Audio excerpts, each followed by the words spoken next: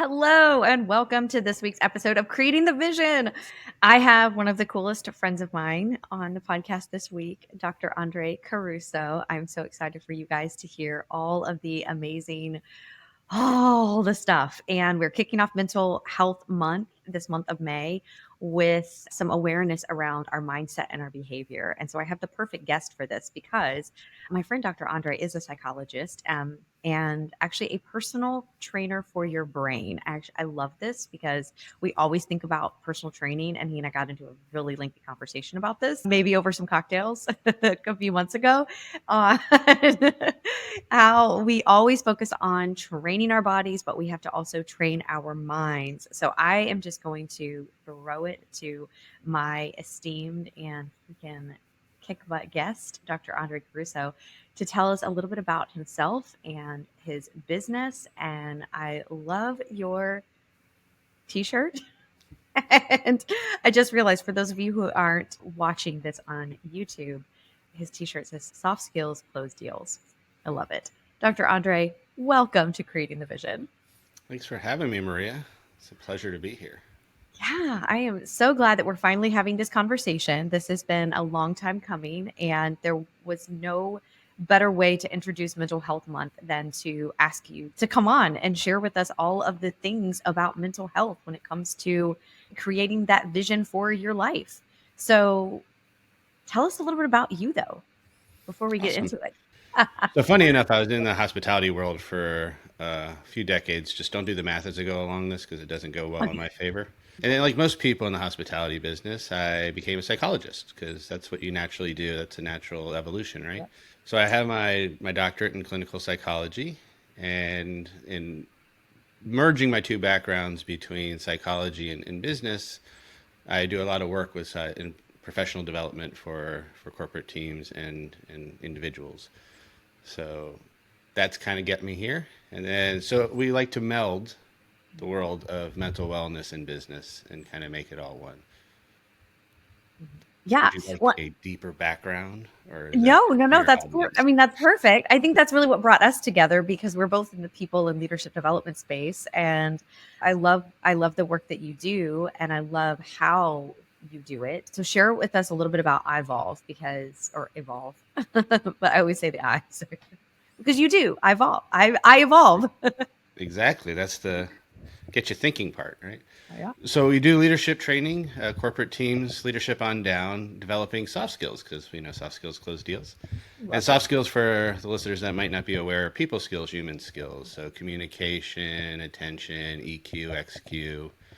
So it's really building out that connection with the team. And the idea is to create a team that you want to be a part of.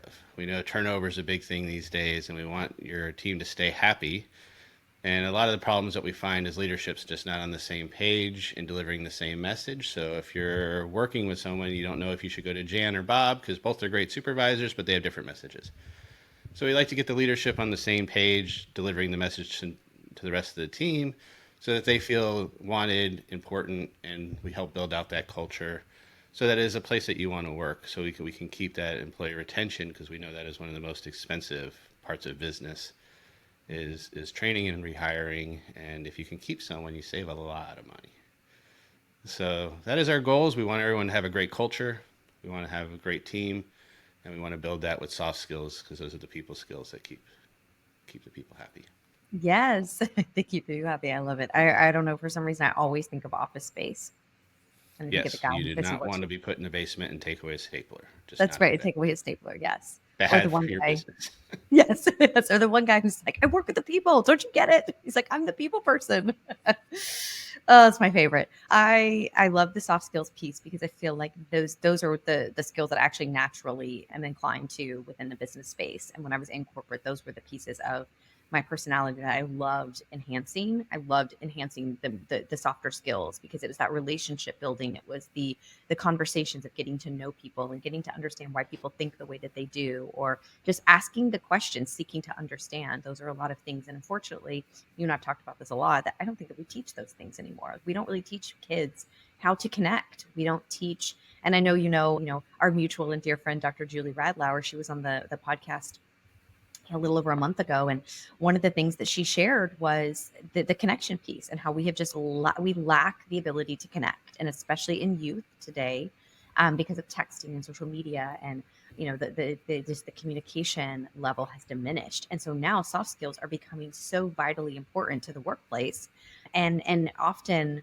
like, we're undervaluing the importance. It's not just about driving results. It's about, can you actually connect with someone and get them to like you? Because as we know, in order to close a deal, people buy, and people buy from people that they know, like, and trust. And so if you can't make a solid connection with someone, then they don't know you, they're not going to like you, and they sure as heck aren't going to trust you. So yeah, I think that you touch on some really crucial and, like, integral pieces of what a corporation needs to focus on in building out the new generation of their sales force or their workforce.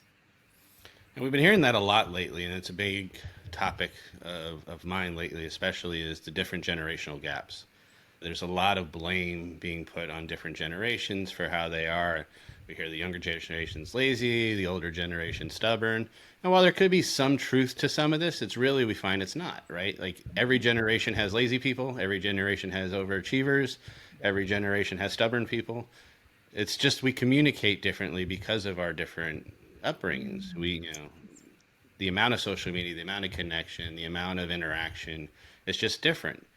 And I think we found through our favorite time of COVID, where things were forced to change, people realize that they can evolve their business and still be successful. The things that they were afraid to do in the past, they're more looking to do now. And that increases some anxiety around it, because do we never bring people back to work? Do we only work remote? Some people want everyone in the office every day. I think we're going to find more of a hybrid model. Mm-hmm. And that's scary for people, because now they have to do something that's different, right? And that creates all that angst. And the reality is, you need that connection. You need that water cooler time. That's when some of the greatest ideas happen, is when you walk past somebody in the hallway and you just say something really quickly, and then all of a sudden that turns into $1 million idea. But it's also good for your mental wellness and well-being to, being able to work remote when you need to, or if you have a doctor's appointment, not being able to have to be in the office that day, and having that flexibility. So we see that these changes are actually quite good. And one of my favorite things that did come out of that time was the ability to realize there's more than one way to do things. Which, if you know me, my favorite thing to say is more than one thing is true. Yes.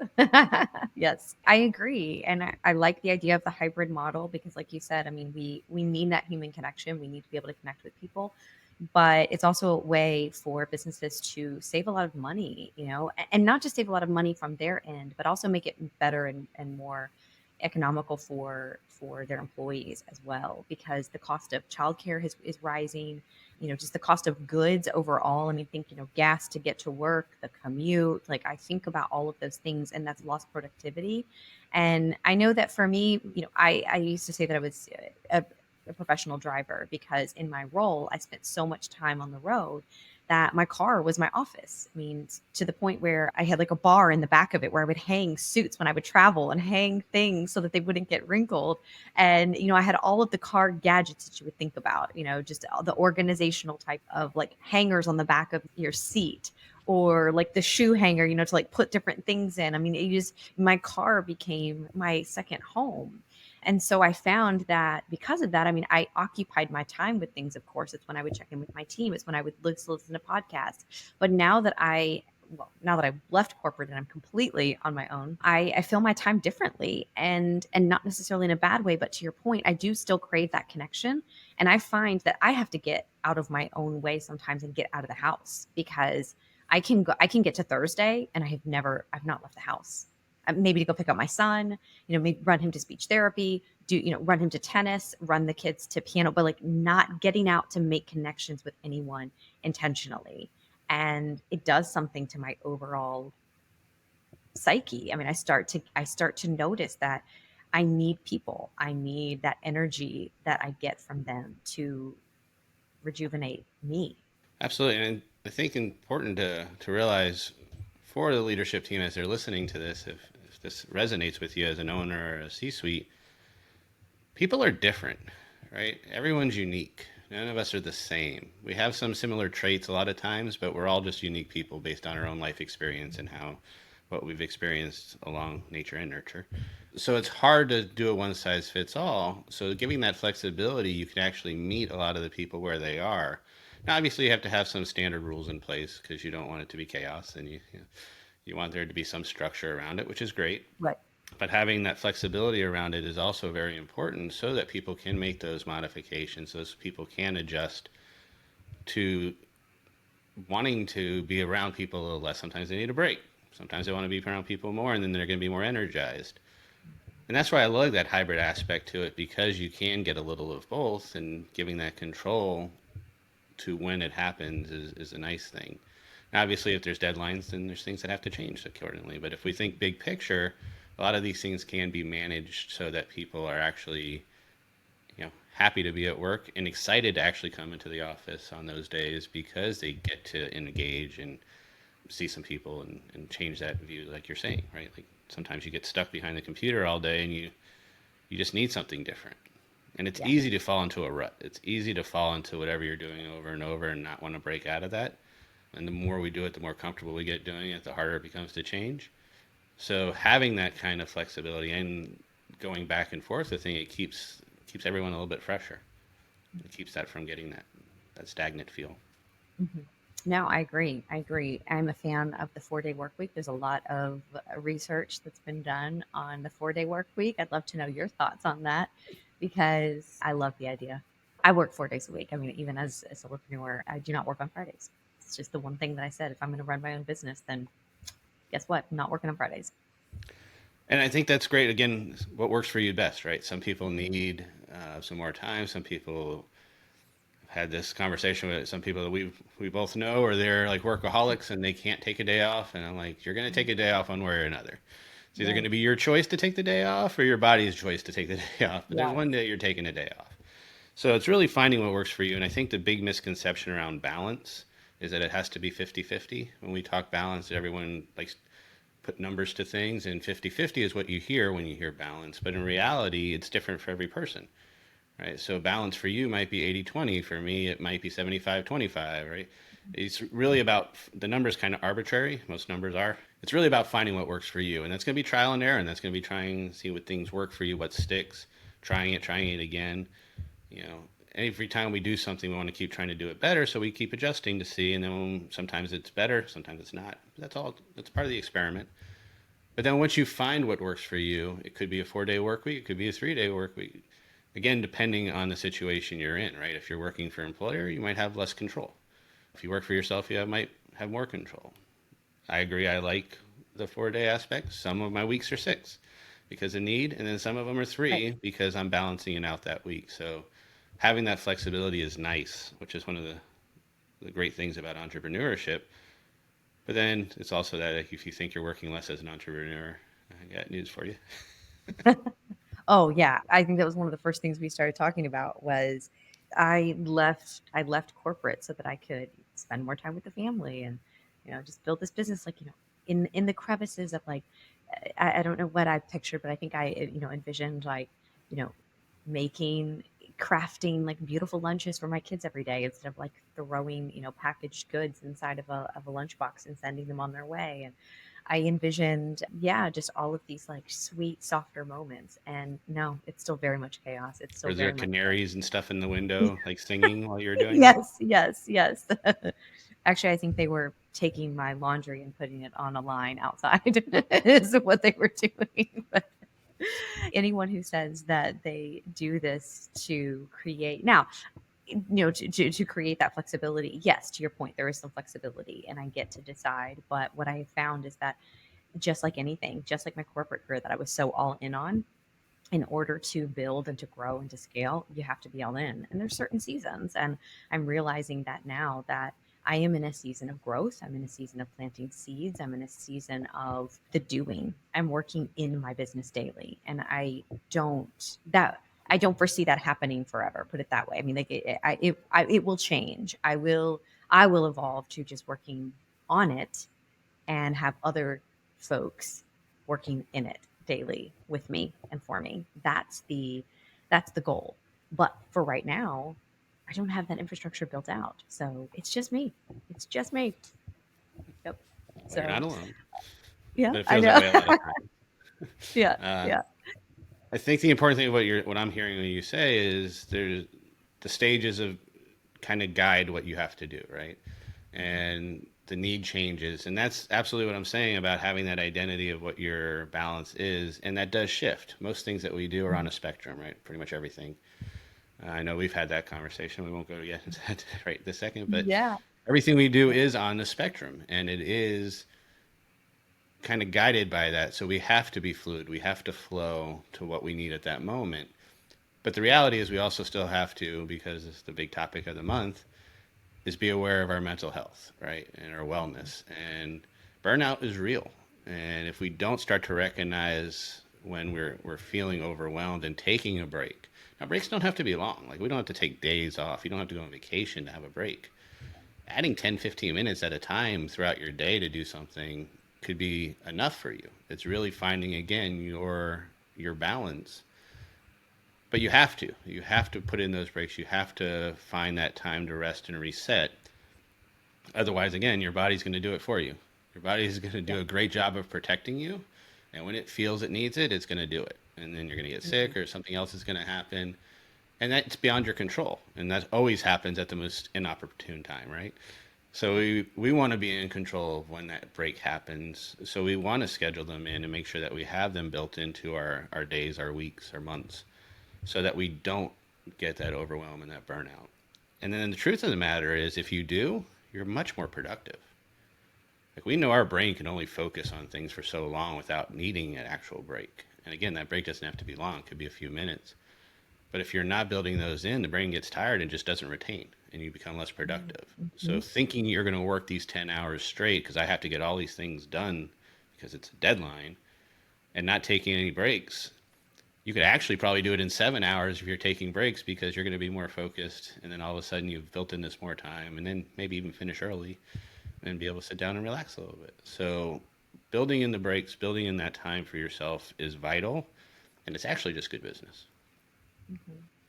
Yeah, I think that's the bigger piece I was thinking about when you were talking about this too. Is it's well, like you said. I mean, I used to always tell my team members in corporate too, like no one is going to give you an award for working 80 hours a week. Like we're salaried employees. So, we show up, we do our job, but like you stressing about things on the weekend or at night or anything like that, I mean, which I evolved into a leader that was strong enough to share that message because before I was the type of leader that definitely perpetuated the sentiment that like you work all day long, it just is never ending, like your work becomes your life and you're like tethered to that company, that organization's mission. So much so we've talked about this, that I really lost my identity, like who I was. And so that's essentially why when I left, I mean, that's what I left to do, was to make sure and to ensure that people and companies understand that we all have to work because we all have to pay bills and we want to do something that is meaningful in our life, but at the same time I'm not going to get an award for for being a martyr for the organization, even my own business. I mean, I'm not like hanging a medal on my on my neck at the end of the week that's like, you worked 100 hours, good for you, girlfriend. Like, because if it's not productive, then it doesn't matter.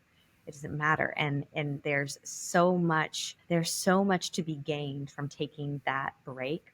And there's a couple of things that I wanted to touch on too. Self-care is a big one because this is mental health. And I love the way you framed that up in like 10 to 15-minute block of time. Not a massive vacation. I think what drives me insane sometimes, what just really gets under my skin, which I guess technically isn't like a whole thing in and of itself, right? Because I allow it to get under my skin. But it irks me because we perpetuate this narrative that self-care is bubble baths and spa days and all of the things. And sometimes that is self-care. But on a daily, weekly basis, in like the span of a month's time, I'm not running off to the spa every time I need, I'm not pouring myself a bubble bath every time I need to relax. Sometimes it is literally taking my glasses off or closing my eyes and just trying not to think about anything and allowing myself, 10 to 15 minutes of peace. I would love to hear your thoughts on this self care phenomenon that I feel like has really blown up since the pandemic, because I feel that everything since the pandemic became so much about like your self-care, your self-care. What are you doing for your self-care? It's, boost your mental health, etc. I mean, we came from, talk about the evolution. I'd say 2019 hustle culture was like the hot topic. And when we had a little fun part on our podcast that anytime someone would say hustle or 365, I would put up a little graphic that would say hustle 265. Because it's great to hustle, it's great to want to get all this work done, but again, not taking a day off is ridiculous. It's like Yeah. you're going to. And I think that's where we had that evolution into during the pandemic where everything became self-care, right? We had all this time, all of a sudden we had to figure out what to do with it. We didn't want to spend time with our partners and stuff because we didn't want so much of that time with them. My work with couples went up a lot during that time. I can imagine. I can imagine. Yeah. It was Uh, actually wonderful for my husband and I, because we like never saw each other before, because we were always like two ships in the night. And the pandemic, it's like we got reacquainted. It was amazing. It was like it did wonders for, I feel like, our family life and the health of our marriage and everything. So yeah. yeah, and that's again where people are different, and that really got to know how much you liked your family, and Yeah. to do a little of that research because it was a little bit of forced research, but it gave you that opportunity to see, okay, what more time do I need, what less time do I need, and how do I build that in? And that's where the idea of that self care comes in. I think people got a chance to play around with some things, pick up some new hobbies, try some things, and keep them going now when we're back into our everyday where everything is just back to the grind, right? Keeping some of those things going. And some people fell right back into their old habits because we know they're hard to change. Behaviors are really hard to change. Yeah. And our brain doesn't have a delete button. It just, when we create a new behavior, a new habit, we just write over the other one. It just kind of comes in front of it. But that old one's still there. And the second we stop thinking about the new behavior, the old one starts to poke its head out there, right? So it always has that opportunity to come back, right? If we're not actively trying to change it. So some people are falling back into some of those old habits and routines, and some people did a really good job of establishing those new routines and adding them back in. And this would be a good time to kind of assess that, right? Is what was I doing that I really enjoy? Just throughout my life, what are things that I like and enjoy and miss out on doing, and how can I establish them back in? And if I am still doing them, what modifications can I make them more effective for me, right? And I think that's always a good time to kind of to rehash. And that might actually be with your family. Like, what are the things that we were doing during the pandemic? Were we doing game nights that we're not doing anymore? Can we Mm-hmm. get those back going to kind of build those connections? We can always make an excuse not to. We can always find something else to do. Always. It's like going to the gym or going for a walk or doing any kind of thing. There's always something else that you can do. What's interesting though, if we're talking about business, we find a way to do it, right? If Mm-hmm. there's something on our schedule during the workday, we make time to get there. We're not late. You don't miss appointments, right? You show, if you have something scheduled to meet someone or a meeting or a training or whatever it may be, you show up and you do it without problem, no question. Always happens. But when it comes to us, we just push that somewhere. Oh, I can do it later. Yeah, I'll worry about that later. No, you have to actually schedule it, make it part of your time, and build it in, and make it that habit, make it that routine, so that it just becomes second nature. And then once it comes to second nature, then with everything else, assess it, make some Mm-hmm. adjustments. But I find that's the hardest thing people have is building it into that schedule so that it becomes a priority. And if you don't make it a priority, you'll find plenty of other things to do instead. Yes. None of Yes. them are as fun. I mean, I love that we speak the same language. This is I love it, because I'm always like, yes, I love this, I love this, I love this. I have always pushed back against the idea that it takes 21 to 28 days to going back to your habit formation. And I love the book Atomic Habits, but I like it also too because it talks about a lot of behavioral issues and like the behavioral aspects of it. It's creating those small manageable tasks that we can perform daily that keep us engaged with the habit. But I can just as easily flip a switch. I mean, I was a 5 a.m. clubber during the pandemic. I read the book, completely bought in. I did the whole, I mean, I was engaged. And maybe I wasn't waking up every day at 5 a.m., but like I was getting up and the first things I was doing was journaling, pouring into myself, getting my workout done, drinking my protein shake, and then like at my computer. Like I loved that process, that routine. Things started to kind of shift back to me being more out in the field again, and me having more in-person meetings. And it was like, oh, I'm kind of tired. I don't think I'm going to get up at 5 o'clock this morning. And then, you know, a few months of that later, I'm back into the same routine where it's like, okay, well, maybe I'll get it in at night. Maybe I'll get it in, or maybe I'll get up in the morning. And it became less consistent and more sporadic. So it is something that we have to practice daily. It's like anything, the people who, Tiger Woods didn't become the way that he is by just sporadically deciding that he was going to form habits and like one week being all in and then the next not so much. So I think when we use some of those analogies, it helps align that, especially within the corporate space, because a ton of sports analogies are, I feel like, thrown around and utilized in order to paint the picture of what we're trying to describe or the message we're trying to send. And I think the other piece of what you said too is just the prioritization. I have a really close friend who, she's a time management guru, and she says, it's not that you don't have time. You have time, you just haven't made it a priority. And I think especially in the work that we do, because we work with corporations in the people and leadership development space, what I have found just from my own experience, which I have shared with you ad nauseum, probably you could tell my entire story, but you know so much about me. and, And for nine and ninety I, nine an hour, you guys can let me know, and yeah, I will. Let me start side business. I love it. Yes. Yes. We'll start phoning you like in the old days. You used to be able to get your astrology read or whatever over the phone. Remember, it's like $1 a minute. So, anyway, but because we deal in those spaces, it's really helping people identify like, why are you showing up? Because if you align yourself so heavily with a corporate mission, that's great. That's fantastic. But like, it has to be, to your point, balanced. And whatever that looks like for you is fine, but you got to find that. Because what I found, just in my own experience, was I had no balance.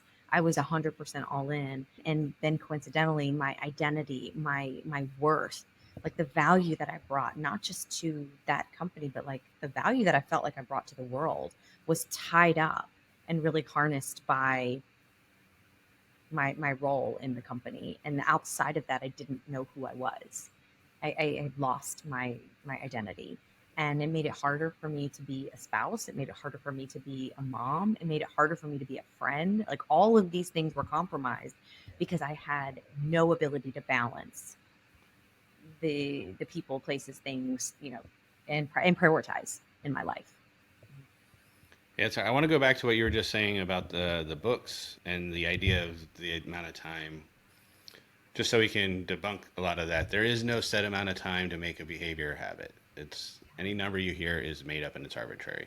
And the reason why is because it depends on what you're trying to change, right? How ingrained it is in you. Some things you can change after one or two times and make an adjustment, and that becomes a new habit of behavior if there's not a lot behind it, not a lot of resistance, right? Some things are going to take years. Some things will never actually stick unless you are adamantly keep doing it. So when you hear those numbers, I think it kind of sets up a false hope. Oh, if I just do this for that, then that will happen. Now, obviously, the more that we can do something consistently, I talk about the 3 R's. So 3 R's are review, repeat, and reward, right? So you want to review what you're going to change before you do it. Like when you wake up, right before you do the activity, just review what you're doing, review what you're doing, and then repeat it. Repeating is actually doing the action, right? So you do that action, and then the reward is you have to reinforce it in some way. Our brain doesn't know good from bad. Our brain knows what we do over and over and how we reward it. So, and a reward could be something simple. I mean, give yourself a treat. Like if you want to give yourself a treat, great. I'm all in for that. Could be a I love gold treating star. Give myself. yourself a high five. Like just give Yeah. yourself a high five, right? It could be anything you want. You just have to acknowledge for your brain that this is something that we want to do. And the more you do those 3 R's consistently, obviously the easier the behavior change will start to happen. But it has to be consistent because, again, like I said, our brain doesn't have a delete button. It will easily fall right back into the old behavior. So, behavior, habits, routines, all those are interchangeable. They all really mean the same thing. I say behavioral a lot because that's my background. Atomic Habits. Actually, love that book. It's one of the best ones out there as far as behavioral change. Yeah. He does a lot of work quoting and doing the research from psychologists, so you can see it's a lot of what I talk about is also in there. Somehow he wrote the book, and I did I the study. know. I don't know how We that said worked. this. I know we were talking. I know, like, how was he in my head writing this book? This is not. I'm really curious as to how he was able to pull that off. But And I But know there's you plenty shared. of other books out there that are terrible. I won't throw any of them under the bus Miracle Morning. That they just say that you have to do it a certain way or else you're going to fail. And that crap. Don't Mhm. ever believe that. Books are not gospel. Books are just tools to use. So you're taking the part that works for you and you pull that out and you use it. And you can ignore the other stuff if it doesn't work for you. The idea is to try these things because, again, we're all different. My business partner and I, polar opposites. Polar opposites. He's up every day at 5 a.m. doing the running. He's like very focused and has like every little detail planned out. And I'm the opposite. I'm more of a night owl from my restaurant world. He works out in the morning. I work out in the evening. You know, he's very fast, go, go, go. I'm very more methodical. Mhm. We actually bring a good balance to each other because of that. But why I say that is both of us have different styles, but they both work for us. And if I tried to do his and he tried to do mine, we wouldn't be as successful because we'd be forcing something that's not us. So it's really finding about what makes sense for you. And if you're reading those books and you see something that talks to you, take it. And if it doesn't, ignore it because they're not gospels. They're just books written by a person, just like anyone else, right?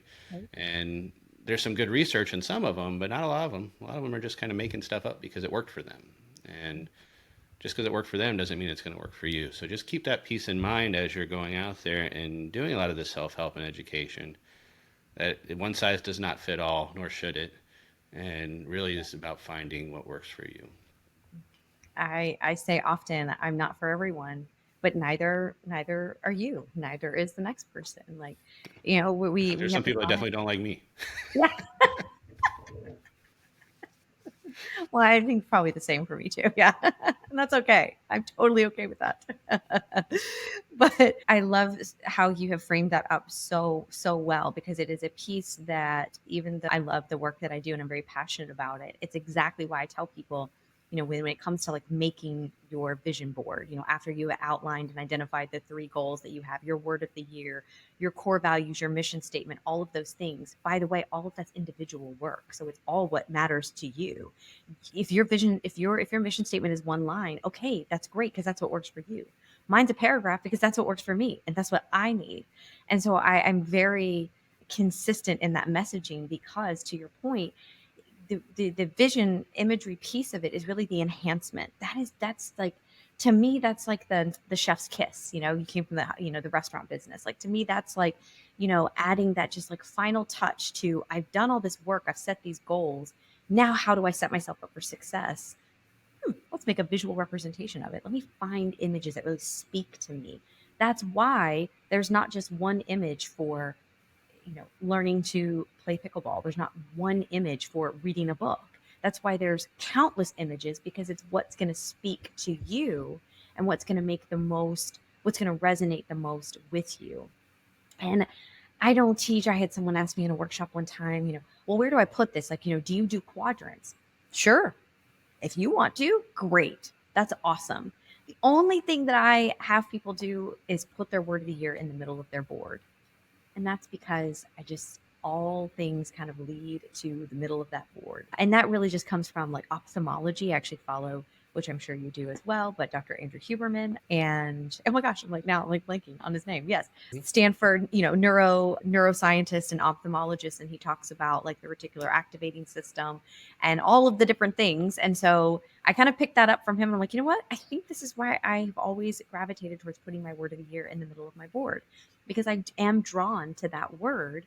And then it just reinforces why I'm working to achieve all of these goals. But that's the only thing. And the rest is, I'm like, you put as many images as you want. You can put 100, you can put 10, you can put two.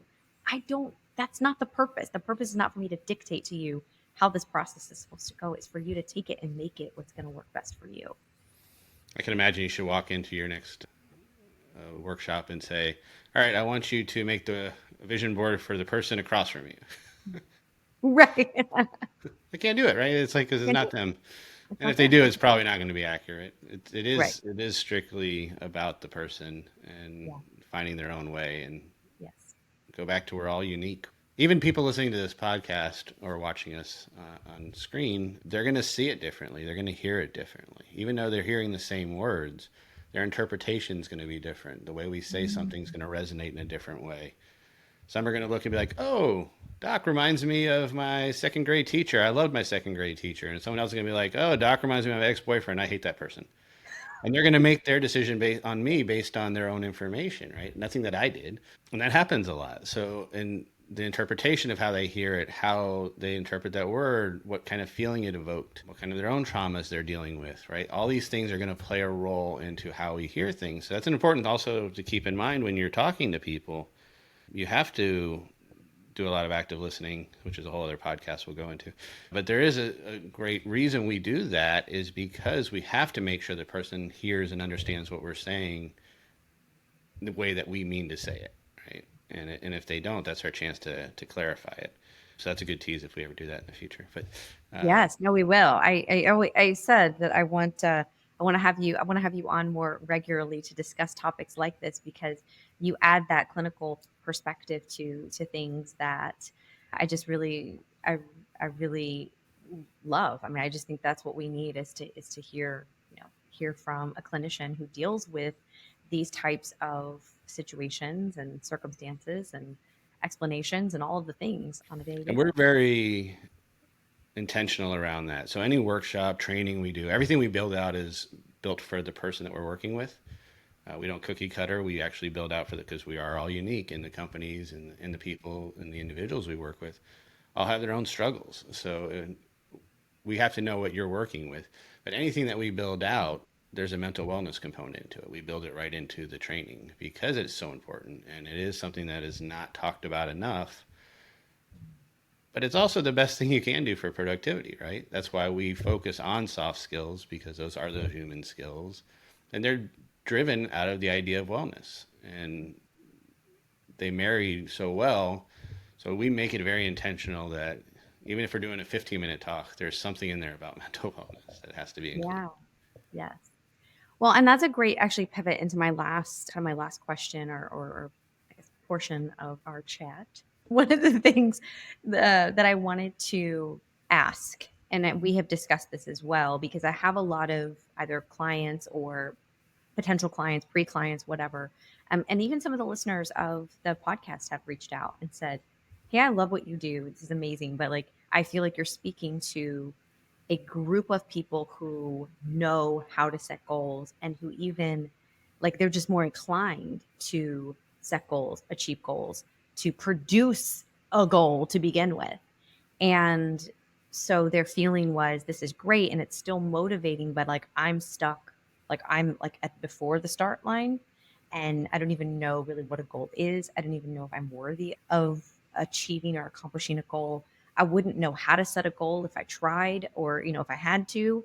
And so the ask is more so how do I get there? How do I get to that start line so that then I can move forward and start, not just attaining goals, but like even just putting pen to paper and writing down some of the things that it is that I want to accomplish, but it's not even the fear. It's like I'm just so lost and confused. I don't even know where to begin. And I think there's a couple components to that. I think one is the permission piece. Like I think I've heard from a lot of listeners who've said, like, I'm so deflated in my self-worth and self-value and all of that that I just don't even feel worthy of, like I don't even give myself permission to, have goals. And then I think there's also just the genuine like I'm just stuck. Like I don't even know where to begin. I wouldn't even know how to write a goal. Yeah, I mean, there's a lot of ways I can go with this. I'm probably going to go in a direction you weren't expecting. So you're a mom. Hmm. You have kids. Yep. How did they learn how to walk? On their own. They just kind of got up and started doing it, Yep. right? Sometimes Yep. they fell Exactly. They down. fell. Yep. Sometimes they stayed up. They hold on to Work. stuff. Yep. And kids learn to do this at different ages, like different.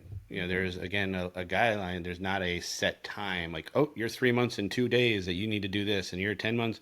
There's like, oh Right. no, there sometime between this time and that time to learn how to start doing these things, right? Right. Because everyone Right. has their own way of getting there, even as children. And I'm using that analogy because kids are great.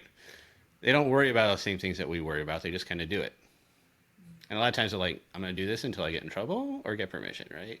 Yep. And they just test boundaries on those things. And I want our listeners kind of think that way a little bit is just try things. So, how I talk about every day is you can't fail. Failure is impossible. It's like a made up word. But I actually like the word fail to use in a way, but I like to reframe it. Because if you go back to science, has anyone ever taken a science class? Psychology, I've taken more than I wanted to.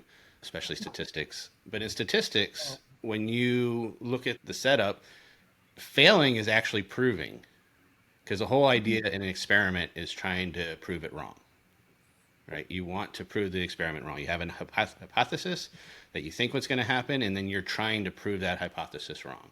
And if you don't, then you succeed. So the actual success is failure to disprove, right? So every day is an experiment, and that's how I look at life is we are just living an experiment every day. We don't know the answers to anything yet. What we do is we experiment, we try it. We wake up, we have my hypothesis today is I'm going to try this. And then we try it. And then we fail or we succeed. And if we don't do it what we hope to, we don't just stop. Because when you're doing an experiment, if you don't get the result you want, you don't just stop the experiment. You keep trying different variations until you get the goal that you're trying to reach, right? But when we do succeed, we don't stop. We keep trying different variations to keep making it better. We change the modifiers, we change the variables, we try different things. So either way, you're going to continue to try things.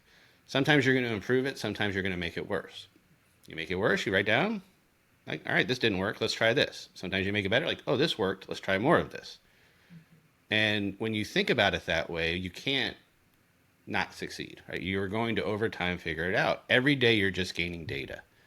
So if you're stuck, try something. Get some data. If you're not sure what to do, try something. Get some data. And because we're all different, we really need to do those experiments all the time to make sure that we're doing what's going to actually work for us. Now, I mean, there's some great things like YouTube University these days where you can get some good insight on trying things. Podcasts like this, there's so many ways to get some information. But that's really, again, like I was saying with the books, it's just some information. You have to implement it and see if it works for you. There's millions of ways of writing goals. There's SMART goals, there's action goals. There's so many different ways that you can do this. And try some. See which ones work for you. See which ones you like. Some have more empirical data behind it, so that's always a good way to look. All right, which one has the most data that has been proven through science? But even that is not fallible. Even those have outliers, and those outliers might be you. So try something, give it an attempt, get some data, and then make another attempt the next day, and make another attempt the next day, and keep fine-tuning it until you find what you like. And then because we change, we always are evolving, we have to keep evolving and keep trying things. When I was a kid, I hated mushrooms. Now I like mushrooms. Same. The only way I knew is I tried it again, right? So you have to try things and then you have to adjust. And then as you have some growth, you want to go back and try some things again to see if maybe they didn't fit before, but now they'll fit for you. And each time you get more data, you could implement it in a different way. So my thought on how to get started is just do it. Try something. And just remember, you can't fail. And if you do, that means you won. So give it a shot. I appreciate that reframe so much because, especially in the life of an entrepreneur, our entire existence, sometimes it feels that we're failing. It's just literally failing forward, like tripping forward into potential success or into the next thing that's going to lead us to the next thing. I love the Love the message. word pivot. We always are pivoting. Mhm. We Yes. become the Ross meme from Friends. I don't know if you ever Yep. saw that episode. But That's exactly where my mind goes. that was the last like 5 years of business, especially. It was constant pivots, and some things were successful. Some things were like, oh, I can't believe we thought of doing that. That was stupid. But we still took something from it. We still got the knowledge, because even if you don't do well, right? Like, okay, well, that's not going to work for me. So now I can cross that one off for now. And then it gives you more things to target in, and you can keep targeting down and down. So pivot away. Pivot. Yes, yes. And then the permission piece, what would be your advice to someone who maybe, and I mean, I think that, my suggestion has always been, I'm not a licensed, professional, but hey, I know some really good people who are. And I think this is something that maybe in therapy, I mean, I myself, I'm pretty open book about my 2.5 years of therapy that I poured into. It was life saving, life changing. So I always make that recommendation. But is there anything that you have for someone who's like, maybe I can't afford therapy, or I don't know if it's going to be covered by my insurance, et cetera? Like, are there any resources, thoughts, et cetera, that you have on giving yourself that permission to dream and to set goals? Who are you looking for permission from, right? Who's going to be the person that's running your life? Like, There's going to be certain times that you have to check in with some people. Like you might have a partner, so you can't might just like run off and buy a new house without asking them, right?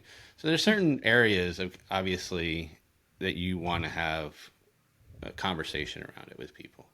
But you really, no one else can give you permission but yourself. You have to give yourself permission because it's your life. And you can't control anyone else's. You can't make someone, I think the biggest fallacy is like, I'm going to get this person to think this way. No, you're not. Yeah. That person's going to think that way or they're not. You Mm-hmm. can, provide some data, you can make a compelling argument, but it's still up to them to do that. And it's up to you to give yourself permission. It's difficult. So I'm going to caveat everything I've said today. None of this is easy, right? Like, some things are easier than others. Some things you do quicker than others. Some you'll have less resistance. But none of this is easy, right? If it was easy, we'd all just kind of magically be great. And we are all great. We just have to find ways that we improve on that, right? I always say you're finding your awesomeness. Yeah. And part of that is just who am I asking permission from? It really should just be myself. And why am I not giving myself permission? Is there a valid reason? Is there something that I'm concerned about? Is there something that I'm scared of? By the way, emotions are all good. Again, a whole other podcast. But we want to I feel know. those Taking those notes. emotions. Our brain does a good job of protecting us, so we want to listen to it if there is a reason that it's causing a concern. But is it rational? We just want to ask: is it a rational thing that is preventing me from doing this? And if it becomes a little irrational, then again, go back to just trying. So give your permission. All you have to do is give yourself permission to try. You don't have to always succeed. You don't always have to get it right. Just give yourself permission to give it a shot and to bet on yourself. I agree with Maria. Therapy is always a great way to go. Sometimes you can't afford that. Get coaches, friends, family.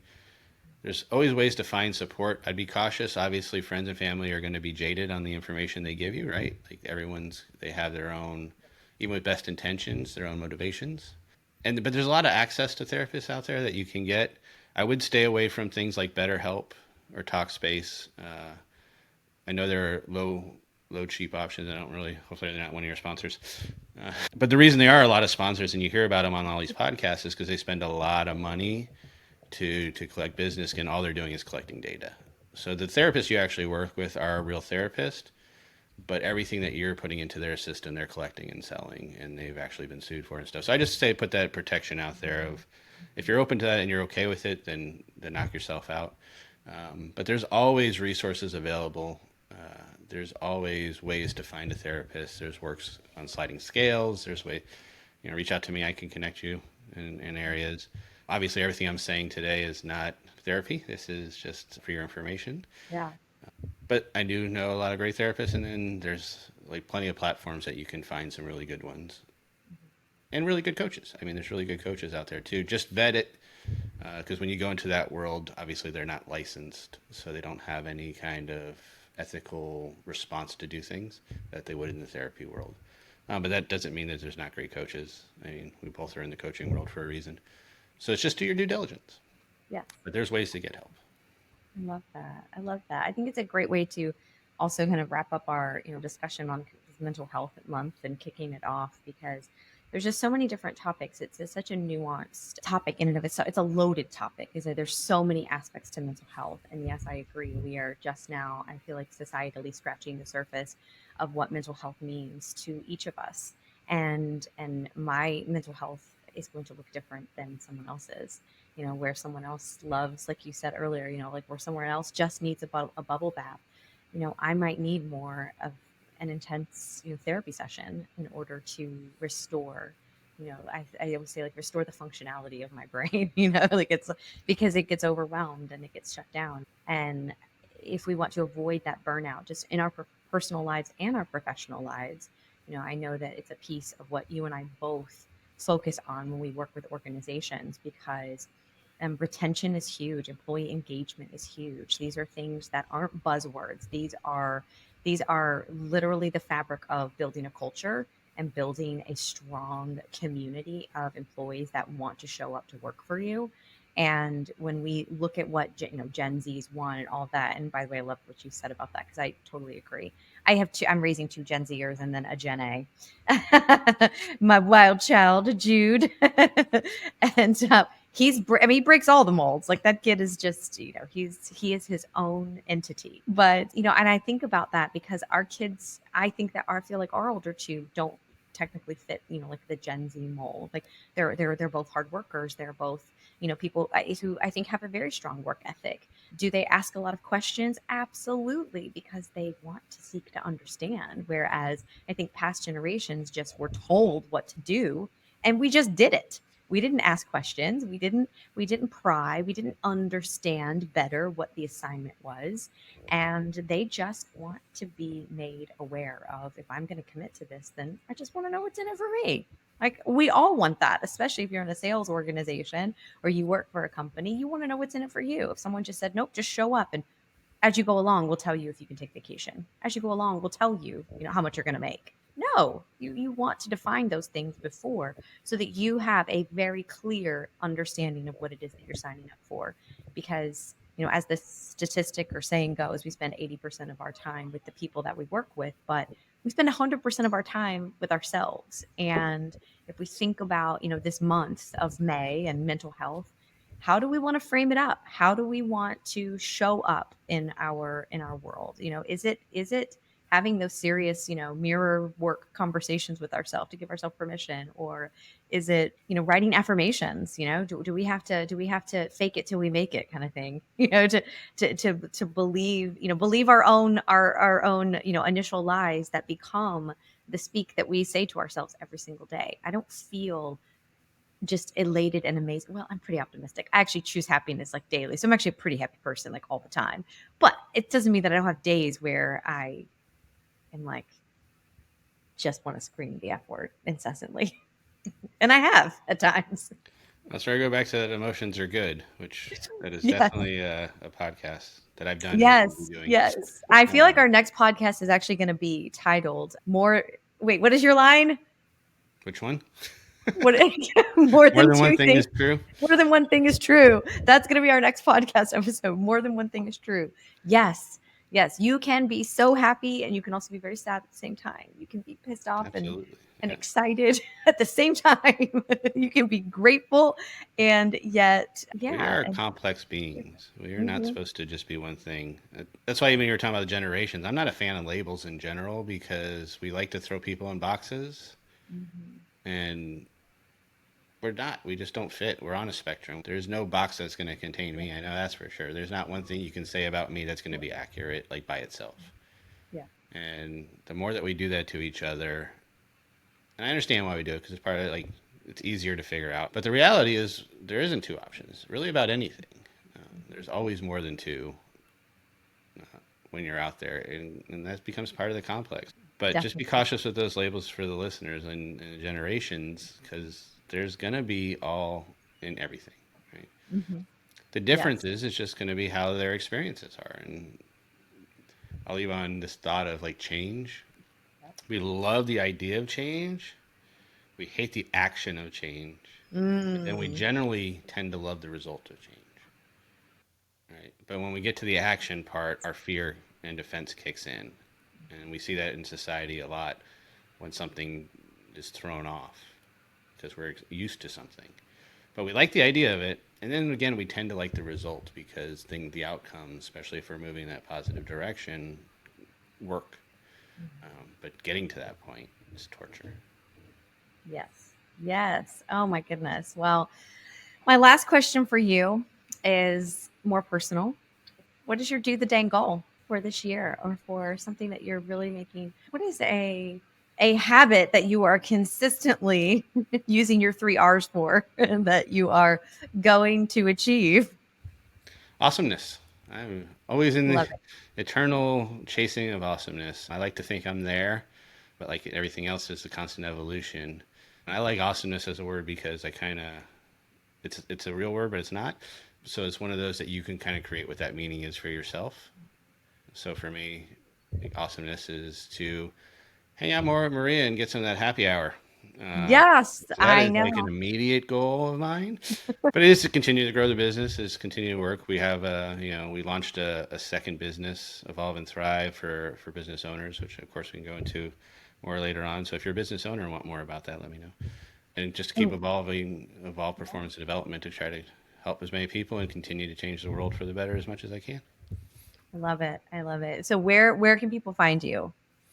So you can find me personally on any of the social media platforms, including LinkedIn, at Dr. Andre Caruso. And you can find our company at JB and the Doctor. I'm the doctor portion. So jbandthedoctor.com or evolveandthrive.com, and you can get all our information there. Awesome. Oh my goodness. I'm so thankful for this conversation to frame up the month of May. Mental health. It is such an important topic. And I think we touched on so many different aspects of it. And I'm really excited to have you back to talk more. Yeah, I think this is going to be a thing. So I love it. I hope so. I look forward to it. And I thank you for having me and all the listeners for listening to the babble. Just remember, awesomeness is achieved through a healthy mind. So go out there and keep that mind healthy. Love it. Thank you.